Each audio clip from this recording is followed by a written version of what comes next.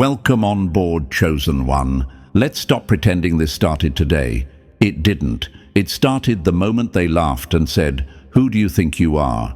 It started when they dismissed you, minimized you, told others you were nothing special, told you to bow, to wait your turn, to stay quiet. They said you were imagining things. They said nobody was watching. They said you were paranoid. Funny how quiet they got once the results showed up.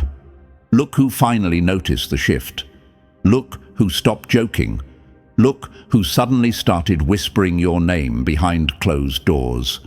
The same people who said you would never matter are now studying your moves like a final exam.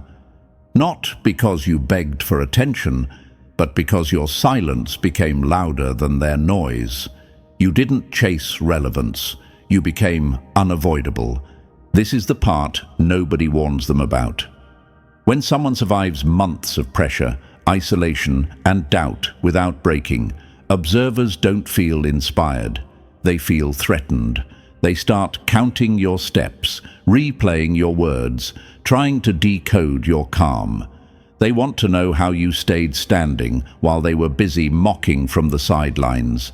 That curiosity turns into fear very fast. They said, "Oh, the legend needs to bow." You didn't. They said, "Watch how reality humbles them." It didn't. They said, "Give it time, they'll crack." You didn't. And now the watchers want a meeting. Let's be clear, this isn't respect. This is damage control. This is people realizing they underestimated the wrong person for too long. They've been watching you for months because your consistency didn't match their narrative. You didn't spiral. You didn't self-destruct. You didn't ask permission. You moved quietly, learned fast, and adapted while they stayed stuck repeating old jokes. There's a strange silence that comes after that kind of realization. You feel it in rooms before you hear it in words. Conversations stop when you enter.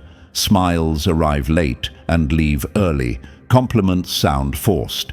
The atmosphere changes because the power dynamic already did. You're not fighting a battle anymore. You're standing in the aftermath of one. Right here, press the like button and subscribe. Do it as a way of paying this message back and strengthening the voice that refuses to be erased. Back to business. They didn't watch you because you were loud. They watched you because you were controlled. Because while others were flexing for attention, you were building something real. Because you didn't explain yourself every time they misunderstood you. Because you let results do the talking and silence do the cutting. That kind of restraint scares people who rely on chaos to feel important. Here's the exposed truth they won't admit out loud. You remind them of what they didn't become. Every time they replay your journey, they see the moment they quit, the shortcut they took, the excuse they clung to. That's why your existence irritates them, not your success, your discipline. Think back to the past version of you, the one who was overlooked, laughed at, underestimated, told to wait, told to calm down, told to be realistic. That version took the hits quietly and kept moving. While others were busy announcing plans, you were collecting skills. While others were begging for validation, you were building leverage. That's not luck. That's structure. The universe responds to patterns, not promises. And your pattern changed. Now the watchers want proximity. They want a seat at the table they said you'd never reach. They want to ask questions they once mocked. They want to understand you, which is a polite way of saying they're late, and they know it. Meetings like this don't happen when people feel superior. They happen when people feel behind. This is where the villain becomes the hero, not by apologizing, not by softening, not by shrinking, by staying exactly who you became, calm, observant, unrushed. You don't walk into that meeting to prove anything. You walk in knowing the scoreboard already exists. You don't explain your power, you let them feel it in the room. They thought watching you would give them control. Instead, it exposed their obsession. The hunters became nervous, the judges became quiet, the critics became curious. That's what happens when someone outgrows the story written about them. This intro isn't a hype speech, it's a confirmation. You weren't crazy, you weren't imagining the eyes, you weren't wrong about the tension. They were watching you because something about you refused to collapse. And now they want a meeting because they finally understand something terrifying. You didn't survive to be invited, you survived to be unavoidable. And now pause right here for a second, because this is the doorway, not the flashy part, not the loud part, the part where people either stay or quietly disappear. If you've felt eyes on you for months, if you've sensed the shift before anyone said a word, this is where it gets uncomfortable and real. The watchers didn't just observe your wins. They studied how you survived the quiet, how you handled being alone, how you moved when no one was clapping. That's why this next part matters. This isn't entertainment anymore. This is decoding what they were trying to figure out. So if this message is landing a little too close to home, don't scroll, don't rush. Hit the like button and subscribe right now as a signal that you're staying for the full breakdown. Not for me, for yourself. For the part of you that knows this isn't coincidence. You don't get watched for months by accident. Drop a comment with 777 if you're ready to understand why the watching turned into a meeting request. That number isn't magic. It's a marker. It tells me you're locked in, focused, and willing to face what most people avoid. Because once you see how the watchers think, how power actually shifts, and why silence made you dangerous, you don't go back to being confused. Now we move step by step, slow, precise, no noise, and if you're really who this message is for, you'll feel the pull to stay until the end. Let's begin. Number 1. The moment they realized you were not crazy. They didn't start watching because you were weak. They started watching because you didn't fold. This didn't begin with drama. It began with repetition, the same faces appearing too often, the same questions asked in slightly different ways, the same pauses when you entered a room. 6 months ago, something shifted, and you felt it before you could explain it. Not fear, awareness, the kind that makes your spine straighten and your instincts stop sleeping. You noticed patterns because patterns are loud to people who think for themselves. That's where they messed up. They assumed confusion would silence you. Instead, it sharpened you. They wanted you to doubt yourself. That was the first move. Make the subject question their own perception. Make them laugh it off. Make them say, "I'm probably overthinking." That's the oldest trick in the book. Gaslight until the fire goes out. Except it didn't. You didn't spiral. You didn't announce suspicions. You didn't seek reassurance. You watched back, quietly, patiently, like someone who understands that information is leverage. Look at the irony. The moment they began observing you, they exposed themselves. A watcher always leaves fingerprints, a little too curious, a little too interested, asking questions that don't match the relationship. Showing up without reason. Paying attention where attention wasn't invited. They thought they were invisible. They forgot one thing. You weren't asleep.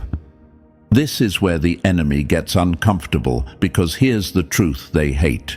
You didn't react emotionally. You didn't confront. You didn't panic. You adapted. You started moving differently, sharing less, listening more, letting people talk themselves into revealing intent. You didn't become paranoid. You became precise. And precision is terrifying to people who rely on chaos and noise. They said, "It's nothing." They said, "You're imagining things." They said, "Relax, nobody cares that much." And yet, here they are, watching, tracking, comparing notes, acting like coincidence still applies. Let's answer the question forming in your mind right now. Why you?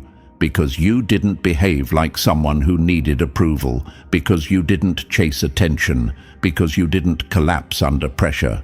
Most people crumble when isolated. You didn't. You got quieter, stronger, harder to read. That's when curiosity turns into surveillance. Think about it. When someone doesn't react the way they're supposed to, it unsettles everyone who depends on predictable behavior. You didn't overshare. You didn't explain yourself. You didn't perform for the room. You kept moving forward while they were still trying to understand the last version of you. That gap scared them. Here's the part nobody says out loud. Watching is an admission of inferiority. You don't study what you believe you've already mastered. You don't monitor what you think is beneath you. The moment they started paying attention, they confessed without words that you were ahead of them in some way they couldn't define. That's why it got obsessive.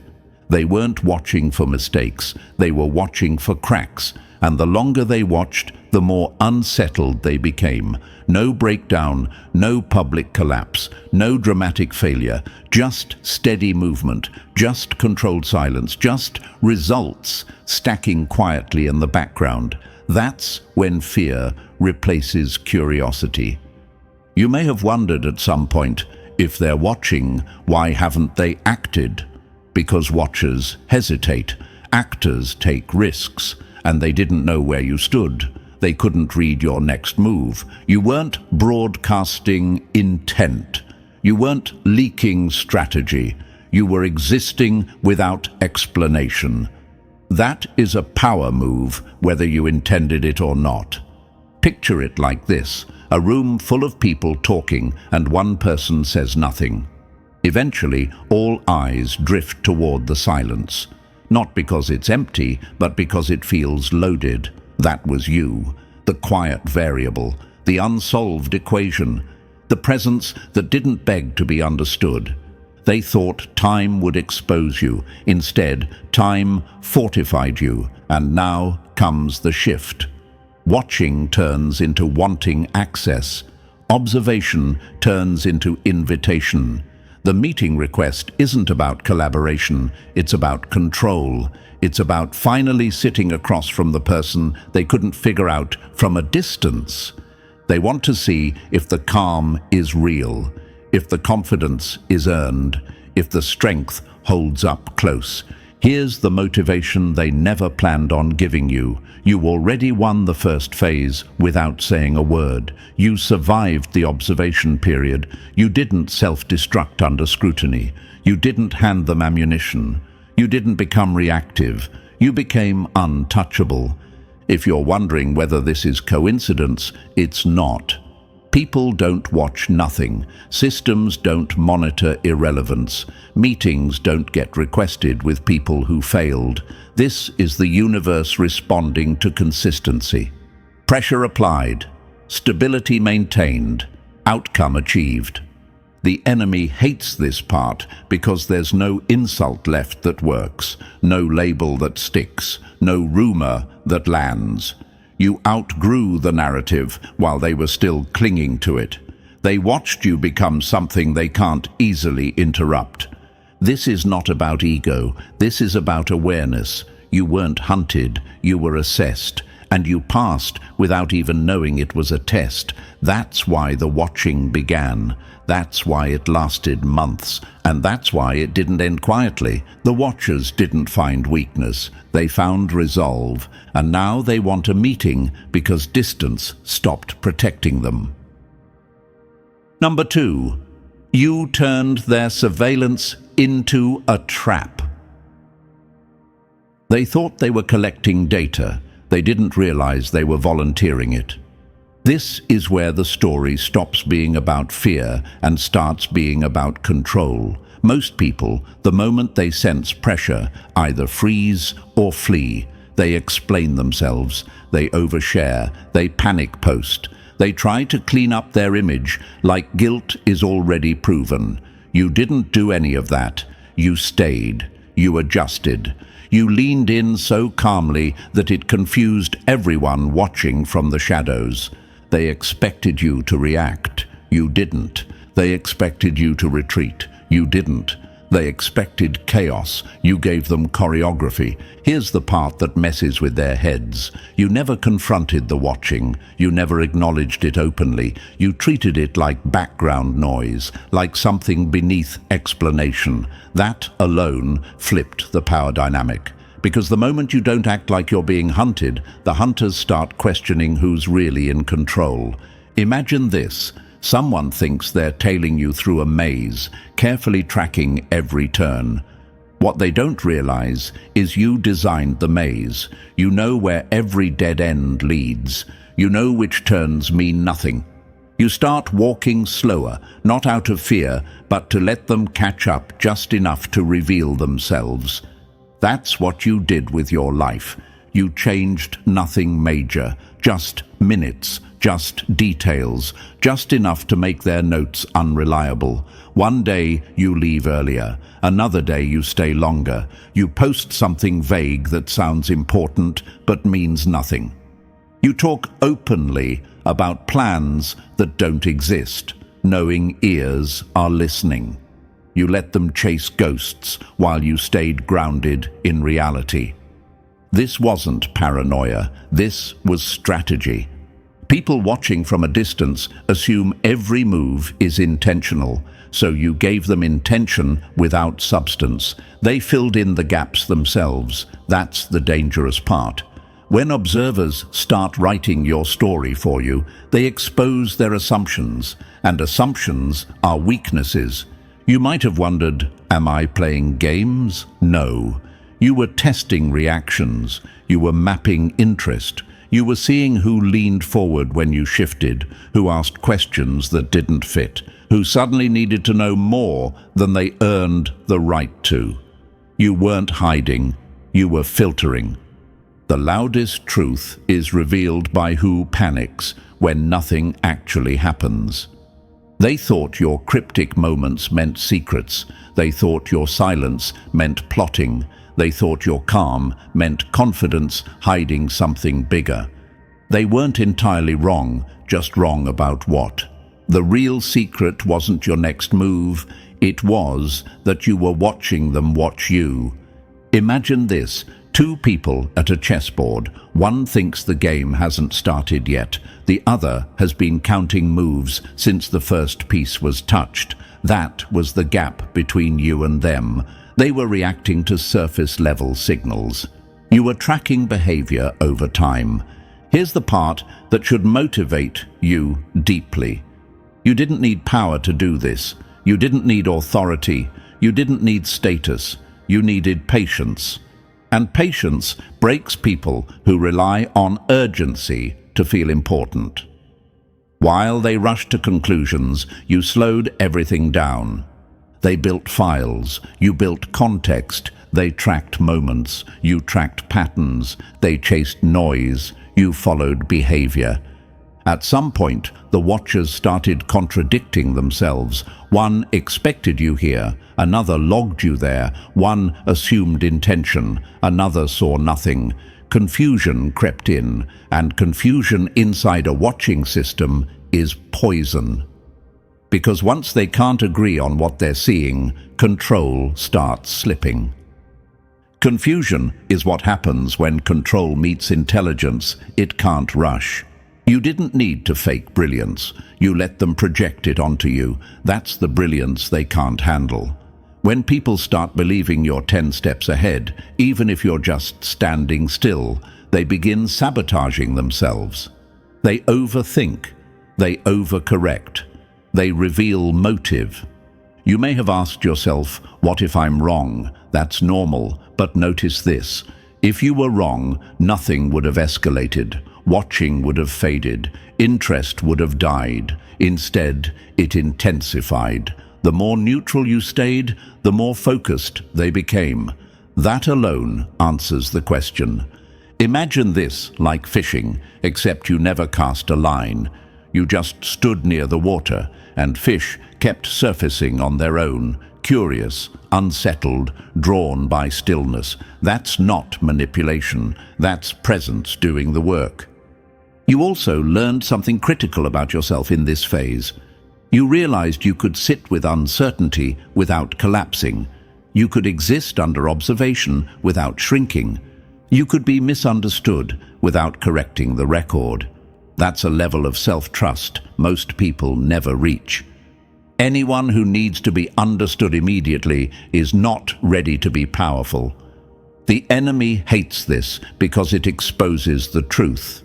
You didn't flip the script with aggression, you flipped it with restraint. You didn't win by being louder, you won by being clearer internally. And clarity doesn't announce itself, it just moves differently.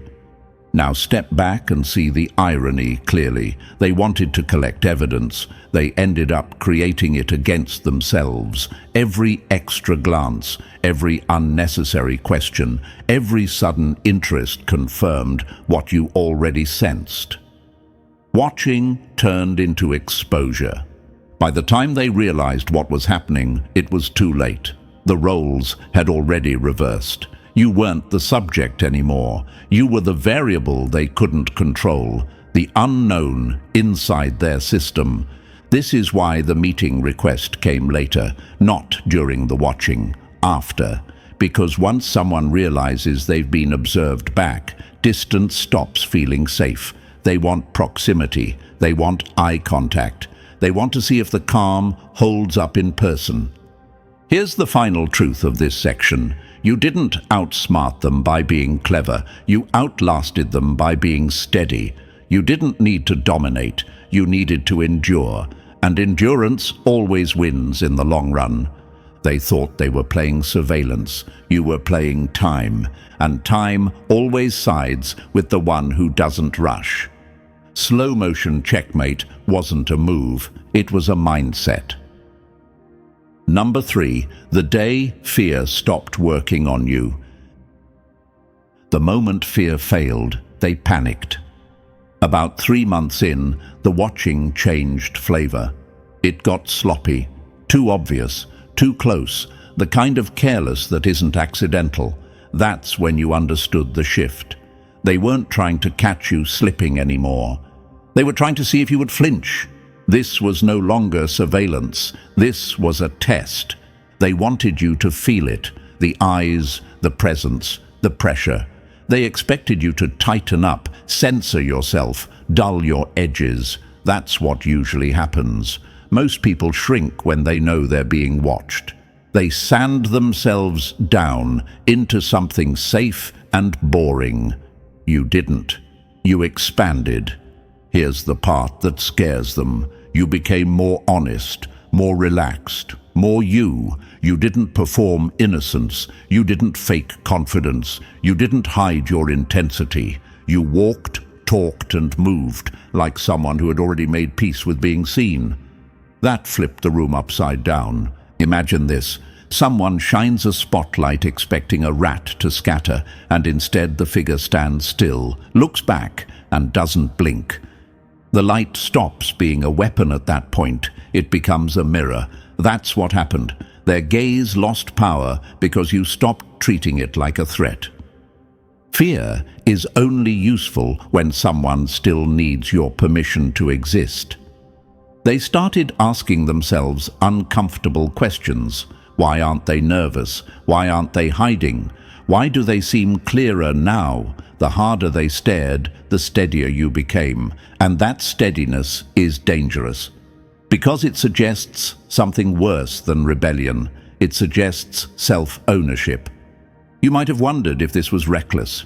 It wasn't. It was grounded. You weren't trying to provoke them. You were refusing to be managed by invisible pressure. You didn't posture. You didn't overcorrect. You stayed aligned. That's when observers lose control.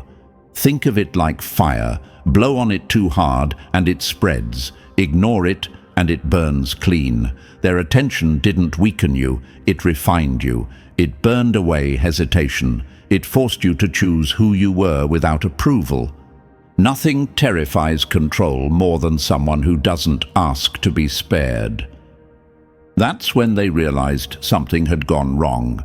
Watching you wasn't shrinking you, it was sharpening you, and now the danger wasn't what you might do, it was who you already were. Number 4.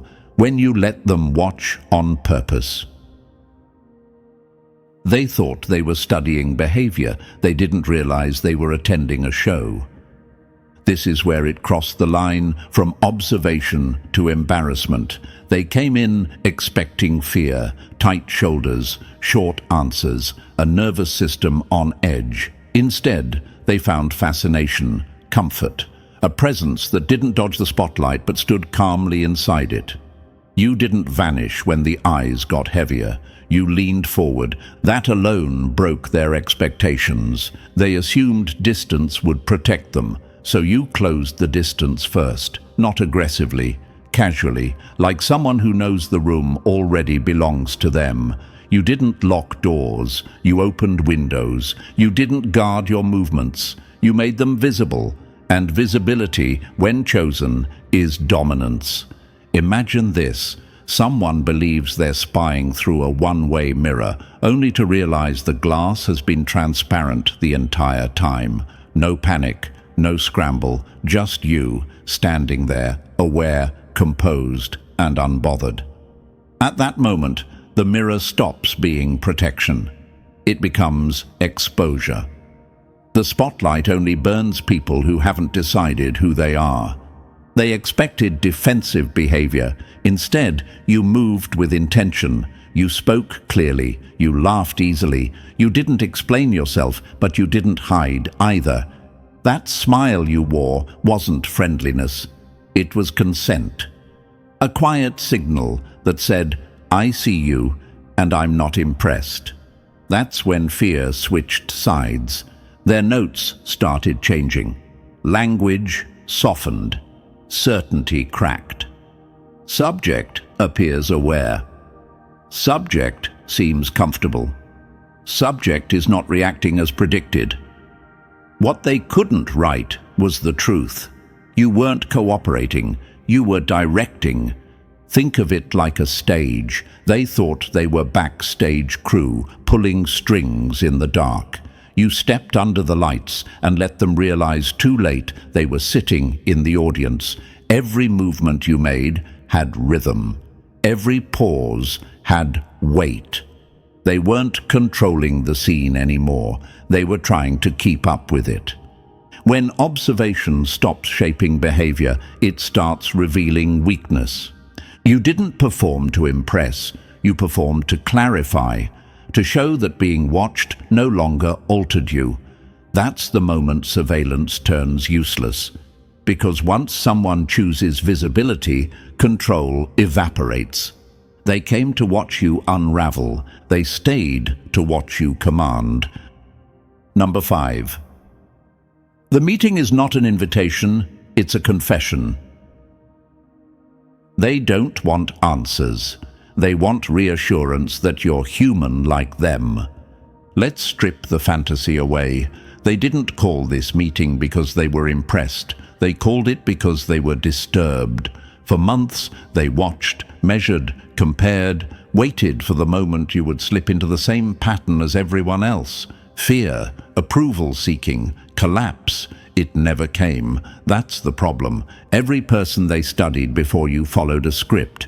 Pressure increased, posture shrank, eyes lowered, words softened, identity bent. You didn't do any of that. You stayed consistent, calm, grounded. You didn't speed up when watched. You didn't slow down either. You stayed yourself under a microscope, and that broke their framework.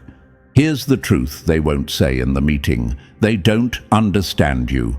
Not because you're mysterious, but because you don't run on the fuel they know how to control. Fear doesn't steer you. Validation doesn't bribe you. Attention doesn't inflate you. And someone like that can't be managed from a distance. Imagine this: a system designed to pressure test people suddenly encounters a material that doesn't crack, bend, or warp. The system doesn't celebrate, it panics, because its tools stop working. That's you. You exposed a limitation they didn't know they had. Control only works on people who still need permission. The meeting isn't about cooperation, it's about proximity. They want to look you in the eyes and see if the steadiness is real. They want to feel your presence without filters. They want to confirm whether the power they sensed from afar holds up close.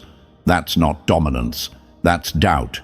You turned surveillance into performance, observation into exposure, pressure into proof. And now they're left with one option: sit across from the thing they couldn't reduce and hope proximity gives them back a sense of control. It won't. Because the power you carry isn't positional. It isn't borrowed. It doesn't disappear in rooms or rise with applause. It comes from knowing exactly who you are and not needing the meeting to confirm it. They're not summoning you. They're admitting you can't be ignored. Number 6. The one thing about you they couldn't weaponize. They searched for leverage and found nothing to grab. This is the part that still keeps them uneasy. Not angry, not loud, uneasy, because fear loves handles. It needs something to pull, something to twist, something to threaten. They looked for cracks. They found clarity.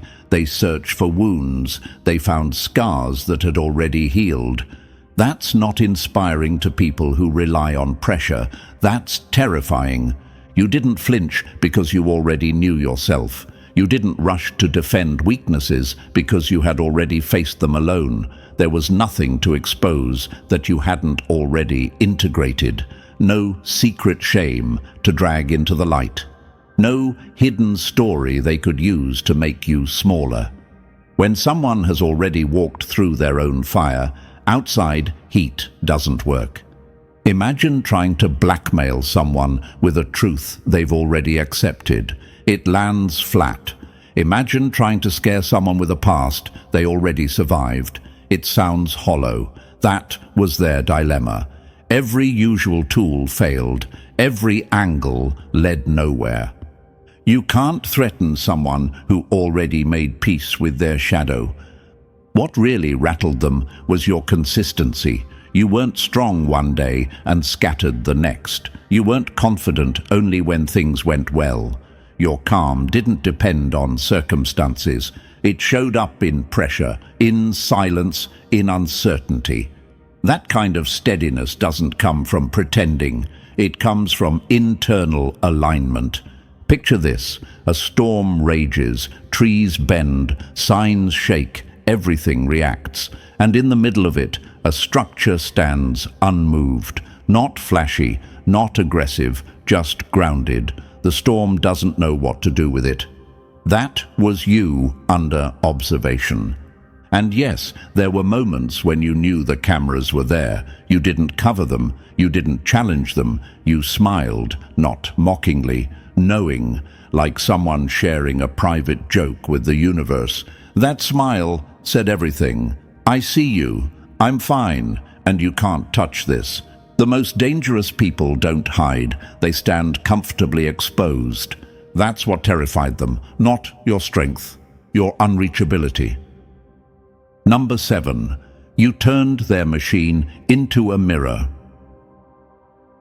Systems don't fail loudly, they fail when they start explaining themselves. This is where everything quietly fell apart for them.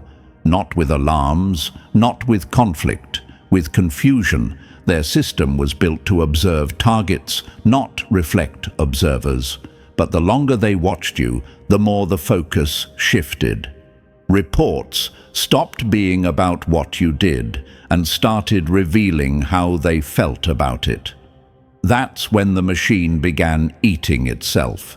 They weren't tracking a threat anymore. They were circling a contradiction. You didn't behave like someone under pressure. You didn't escalate. You didn't resist. You lived normally, and that normalcy broke their models. Because their system depends on extremes, panic or compliance, collapse or rebellion, you offered neither. Imagine a lie detector hooked up to someone who isn't lying. The machine starts malfunctioning, not because it's broken, but because it has nothing to detect. That was their problem. You didn't trigger alerts. You didn't fit categories. You didn't confirm assumptions. Every data point pointed back at the observer. When control can't label you, it starts questioning itself. Their notes became opinionated, emotional, defensive. One saw confidence as arrogance, another read calm as defiance, another suspected strategy where there was simply self-trust. They weren't documenting you anymore. They were projecting themselves onto you. Fear leaks when structure weakens. You didn't need to challenge the system. You let it run against something it wasn't designed to handle. A person who doesn't react theatrically. A person who doesn't need permission to exist. A person whose baseline is stable. That kind of presence exposes how fragile artificial control really is. Think of it like a scale calibrated for chaos, suddenly weighing balance. The readings make no sense. The operators argue, the system stutters, not because you attacked it, but because you refused to validate it. Normalcy is dangerous when a system survives on dysfunction. They thought they were watching a subject. They ended up studying themselves. And once a system sees its own fear, it can't unsee it. Number 8, you exposed the limit they never planned to hit. They needed you to be exceptional, because if you weren't, their fear had no excuse. This is where their confidence collapsed quietly. They thought they were profiling you, measuring traits, labeling behaviors, placing you neatly inside a category that made sense to them. It never worked. Not because you were unpredictable, but because you were too grounded, too normal in the ways that matter. And that terrified them more than chaos ever could. They needed you to be special in a dramatic way, gifted, extreme, an outlier they could explain away. Because if you were just a regular human who refused to be afraid, refused to bend, refused to shrink, then their entire framework was flawed. That question haunted them. If you can do this without permission, without panic, without collapsing, why didn't they? Imagine this. A rule book written to control behavior suddenly meets someone who isn't breaking rules, but also isn't obeying them emotionally. The book doesn't catch fire, it just becomes useless. Page after page means nothing. That was you inside their system. They don't fear rebellion as much as they fear proof. Every report they filed became a confession, not about you, but about their limits. You didn't confess to being special. You didn't claim power. You didn't dramatize your presence. You simply existed without fear. And that existence forced an unbearable comparison. If strength can look this calm, then what have they been doing all this time? Think of a locked door everyone assumes is sealed until one person casually turns the handle and walks through. No force, no noise, just the realization that the lock was never as strong as advertised. That's the lesson you became. They weren't learning how to deal with you. They were learning how exposed they were. The most dangerous lesson is realizing you never needed permission. You didn't teach them with speeches. You taught them by standing still, and that lesson cost them their certainty. Number 9. Your freedom is the glitch they can't patch. They don't fear what you are, they fear what you make possible. Let's clear this up before they twist it. You're not special in the way they hoped you'd be. You're not rare because of talent, privilege, or some hidden advantage. You're rare because you're free. And freedom is the one thing their system was never built to tolerate. They can regulate behavior. They can label personalities. They can predict fear, ambition, insecurity, hunger for approval. Those are easy. Those run on patterns. Freedom doesn't. Freedom doesn't ask how it will be received. It doesn't adjust itself to fit expectations. It doesn't wait for validation. And once someone sees it up close, it spreads. That's the real threat. Imagine a bird sitting calmly on an open window while everyone else argues about the cage. Not screaming, not rebelling, just gone whenever it wants. The cage doesn't look powerful anymore once someone proves the door was never locked. That's what your existence did to them. Control survives on the belief that escape is impossible. They didn't feel attacked by you, they felt exposed, because your calm showed how much effort they put into maintaining a prison they never questioned. You didn't break rules, you didn't challenge authority, you simply stopped living as if invisible permission slips mattered, and that made their structure look outdated overnight. They want the meeting because freedom confuses them. They hope you'll explain it, package it, reduce it into steps they can monitor and neutralize. They want to believe you did something clever instead of something honest. Because if freedom is just a choice they never made, that truth is unbearable. Think of it like this. A crowd standing in line for years suddenly notices one person not standing at all, not protesting, not complaining, just living outside the line. The line immediately feels optional.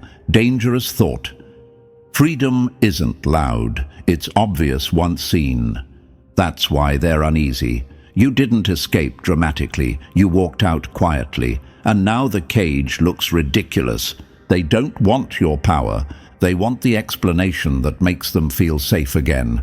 They won't get it. Number 10.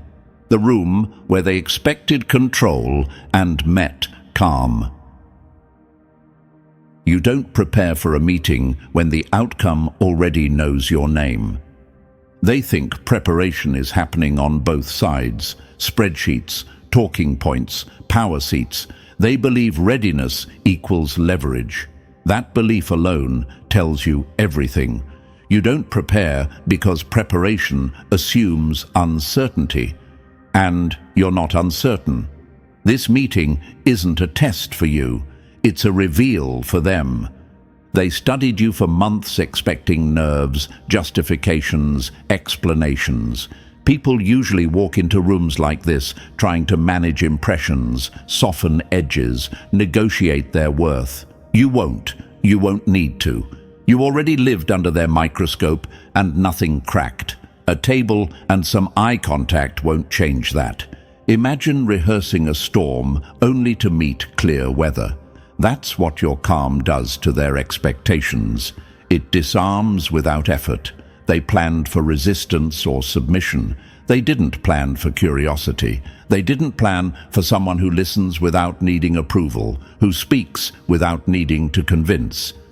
The most unsettling presence in a room is someone who doesn't need it to go well.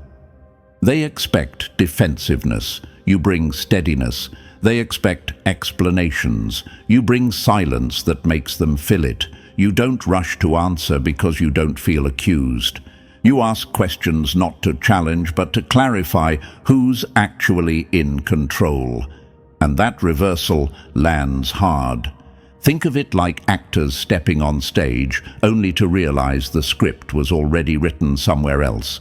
They thought this was an interrogation. It's a mirror. Every question they ask exposes what they still don't understand.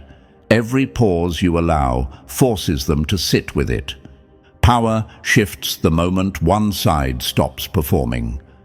This meeting is just another scene, not because you're manipulating it, but because you stopped believing rooms define you. They can't threaten what doesn't depend on them. They can't intimidate what already stood alone. They came prepared to manage you. They'll leave realizing they never could. Number 11. The version of you they studied no longer exists.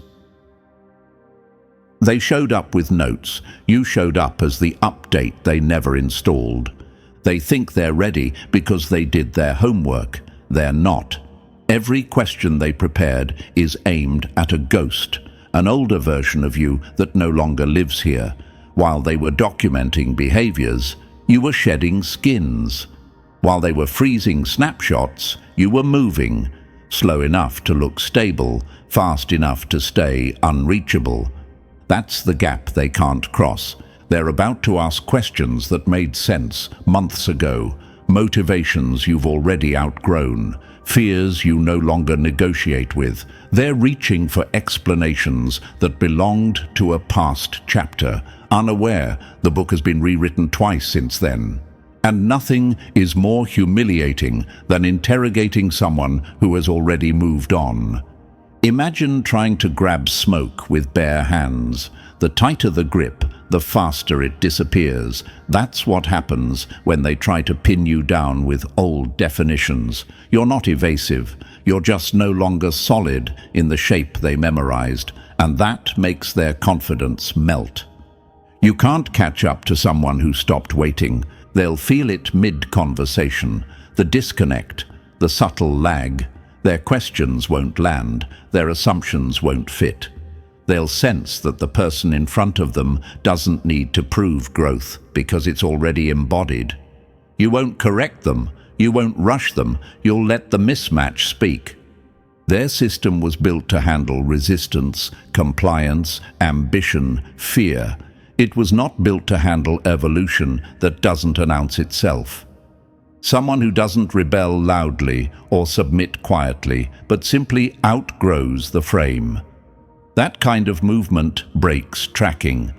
Think of a map drawn for a city that no longer exists, streets renamed, buildings gone, landmarks moved. The traveler isn't lost, the map is obsolete. They didn't fall behind because you were faster. They fell behind because you didn't pause. They can't catch up because catching up would require admitting they missed something fundamental, and that admission costs them the illusion of control. You're not ahead of them in the race. You left the track entirely. Number 12. You didn't lead a revolt, you broke the spell. Revolutions don't start with noise. They start when someone stops believing the lie. This is the part they will never forgive themselves for. They didn't mean to create anything. They didn't plan a movement. They weren't trying to empower you. They were trying to contain you. But every second they watched, every note they took, every moment they focused on you, they did the opposite of what control is supposed to do. They gave you an audience, and an audience changes everything. You never asked for followers. You never announced a mission. You never told anyone to wake up. You just existed freely, visibly, consistently. That was enough. Because when someone lives without fear inside a system built on fear, it exposes the trick. People start noticing, not because you preached, but because you proved something without words. Imagine a room where everyone whispers because they think sound is forbidden. Then one person speaks at normal volume. No punishment follows. The room doesn't collapse. The walls don't fall. The silence dies instantly. That's what you did to them. Power hates witnesses more than rebels. By studying you, they accidentally gave your behavior weight. They treated you like you mattered, and others felt it. Attention is currency. They spent it on you without realizing they were funding the very thing that undermines them. Suddenly, your calm looked intentional. Your confidence looked earned. Your freedom looked repeatable. Here's what really shattered their illusion. You didn't claim power. You didn't brand yourself as special. You didn't even try to lead. That made your existence undeniable proof that control only works on those who agree to it. That's a dangerous idea once it spreads. Think of a crack in glass. One hairline fracture doesn't shatter the window, but everyone sees it. And once seen, the glass never feels solid again. That's you. Not loud, not violent, just visible enough to make belief impossible to maintain. Control survives on faith. You killed the faith. You didn't overthrow anything. You revealed it, and revelations don't need permission to spread. Number 13. They came to observe and left unstable. The most dangerous influence is someone who never tries to influence. This is where the story gets uncomfortable for them. The Watchers didn't just track you, they changed because of you. Not overnight, not dramatically, slowly. In stages they didn't notice until it was too late. First came confusion. You weren't reacting correctly, then frustration. You weren't bending, then curiosity. Why is this person still steady? And finally, the part that terrified their system the most, admiration. They never planned for that. They weren't supposed to feel anything. Watching is meant to be detached, clinical, safe, but you disrupted that distance by staying calm, by staying human, by refusing to perform fear.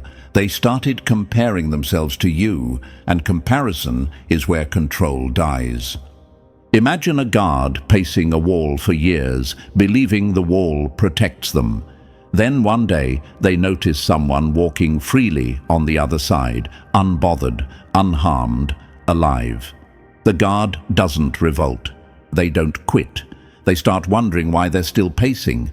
That question alone is corrosive. No system survives its enforcers asking honest questions. You didn't recruit them. You didn't preach. You didn't even acknowledge their internal shift. That's what made it irreversible. They learned without permission. They absorbed without being told to. Watching you live without fear rewired them in ways training never could. You didn't give them a lesson. You became one. Some of them tried to resist it, doubled down, labeled you arrogant, dangerous, an anomaly, but labels didn't stick when the evidence was daily and undeniable. You weren't reckless. You weren't reckless. You were free. And freedom is persuasive in silence. Think of rust spreading on metal. It doesn't announce itself. It just weakens the structure until strength is an illusion. That's what happened inside their ranks. Their programming cracked quietly. You don't convert Watchers. You outgrow the rules they enforce. They didn't stop being Watchers. They stopped being sure. And once certainty breaks, control never fully recovers. Number 14. The interrogation that turns into a confession. They'll call it questions. It's really surrender in slow motion. They think this meeting is about pressure, about control, about finally sitting you down and seeing if you crack when the room closes in. That illusion won't survive the first 5 minutes, because interrogations only work when someone feels cornered. You won't. You'll sit there, calm, grounded, unbothered, and that calm will do more damage than any answer ever could. Watch how it unfolds. Their questions won't be sharp. They'll be careful, framed like curiosity, softened like concern. Not because they're kind, but because they're searching for something they lost, certainty. They won't ask how you did what you did. They'll ask why it didn't break you. That difference matters. Imagine someone staring at a locked door their whole life, believing it's sealed shut. Then they meet someone who never tried to force it, never fought it, never even acknowledged it, and somehow ended up outside. The first reaction isn't anger, it's disbelief. The second is envy. That's the room you're walking into. People interrogate when they want power. They ask for help when power stops working. They'll project authority, but listen closely. Their words will expose longing. They want to know how you live without the constant fear they normalize, how you move without asking permission they still think is required, how you stay steady without approval they still chase. You won't need to convince them. Your presence already answered the question. Think of it like a mirror placed where they expected a wall.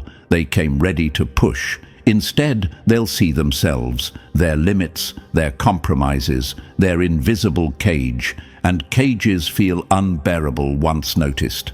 You won't dominate the room. You won't submit to it. You'll let it reshape itself around you. That's the part they didn't prepare for. Freedom doesn't argue, it reflects. They won't leave with answers. They'll leave with doubt. And doubt is where every real change begins. And now we close this exactly where it was always heading. Not with noise, not with celebration, with clarity.